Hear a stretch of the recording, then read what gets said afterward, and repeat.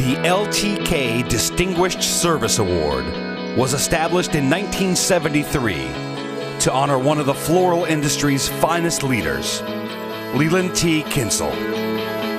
Lee was well known for his knowledge of the floral industry and for the energy and enthusiasm displayed towards his lifelong career. A tireless advocate for the floral industry, Lee supported WUFSA in many capacities, including 3 terms as president. During his tenure, Lee did a great deal to advance the association as well as the entire wholesale floral industry. It is in that spirit that we celebrate today.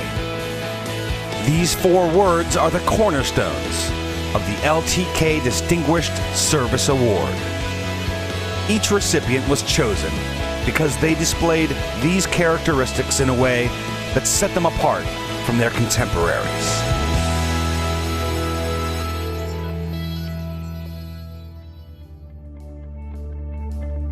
His grandfather moved to Philadelphia in 1910 and bought the property where the general offices still are.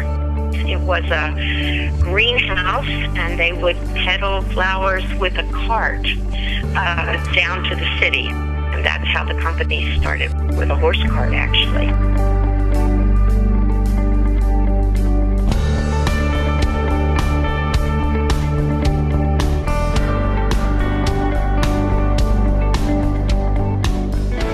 Paul Zieger was born into the floral industry in 1940 in Philadelphia by parents Wilbur and Ruth Zieger. He was the youngest of 3 children and grew up in a house on the property of Zieger & Sons Incorporated, a wholesale florist which was started in 1910 by his grandfather, Ernst.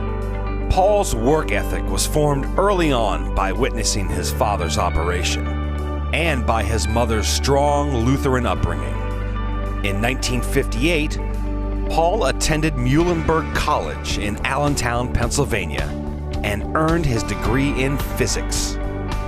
In the summer of 1962, he enrolled at the State University of New York to pursue his graduate degree in the same field. He did this for a couple of weeks, and he said, this really isn't what I want to do. And at the same time, his father was opening a brand new branch up in Harrisburg, and said, Paul, if you want to come home, there's something here, we need you. So he came home and left graduate school. And on September 1st, 1962, at the age of 22, Paul was given a starting sales position at the Zieger & Sons Philadelphia location. Paul, always ready for new challenges, also took on the responsibility of fleet manager, overseeing the company's 25 trucks. He enrolled in night school for business, and if that wasn't enough, he also joined the Air Force Reserves. In 1965, Paul met Bonnie Razor, the daughter of one of Paul's florist accounts he was actively selling. Paul and Bonnie began dating, and 2 years later, in 1967, Paul and Bonnie were married. Paul's father-in-law, Paul Razor, eventually joined Zieger & Sons as a sales manager and quickly became Paul's mentor in many aspects of his business and personal life. Paul was never one to let time go to waste, and by 1971, he found himself the proud father of sons Mark, Jeff, and Stephen. During the 1970s, Paul was expanding Zieger & Sons at a sustainable pace. Paul focused more on product and service than he did on selling on price or trying to buy the market. Paul grew his company in a fashion that was industry sound, not for short-term personal gain. I think his scientific background is what makes his business mind so interesting, because he's very analytical in the way he approaches business and the industry. Paul's accomplishments during the 1980s are no less impressive. He became the Northeast Director of WUFSA, was chairman for the Young Executives of the WUFSA, served as WUFSA Treasurer, and worked his way up through the chairs in the WUFSA organization, including chair of the Atlanta Trade Fair, which at the time was the annual buying and networking event in the floral industry. Drawing back on his scientific and analytical background, Paul began to expand Zieger & Sons again, this time investing in a new technology called computing. He placed PCs on the desks of all his managers and salespeople.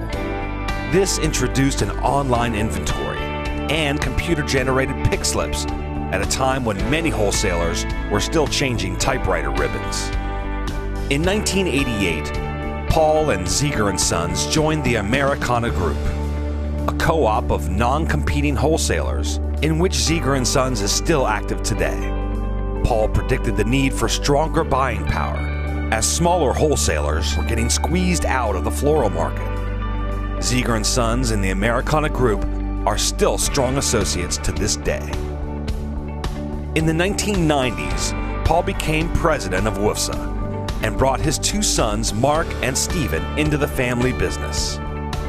At the time, cold chain was a hot topic.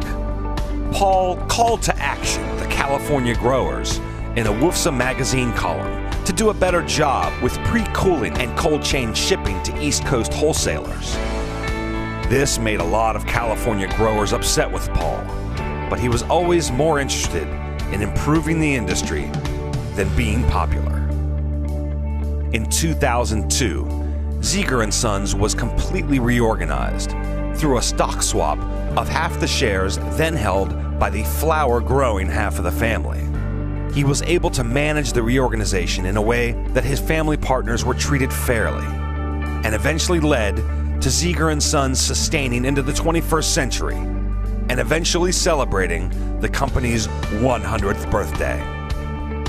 In 2010, Paul made his last brilliant business decision for Zieger & Sons and passed the role of president to his son Stephen. Now, his two sons, Mark and Stephen, run the operation as the fourth generation of Ziegers. Like most great business owners, Paul can't seem to stay away and still operates the IT for the company remotely from his PC as he travels the world with his wife Bonnie, remains active in numerous Lutheran church affairs, and enjoys his 10 grandchildren. Ladies and gentlemen, Mr. Paul Zieger.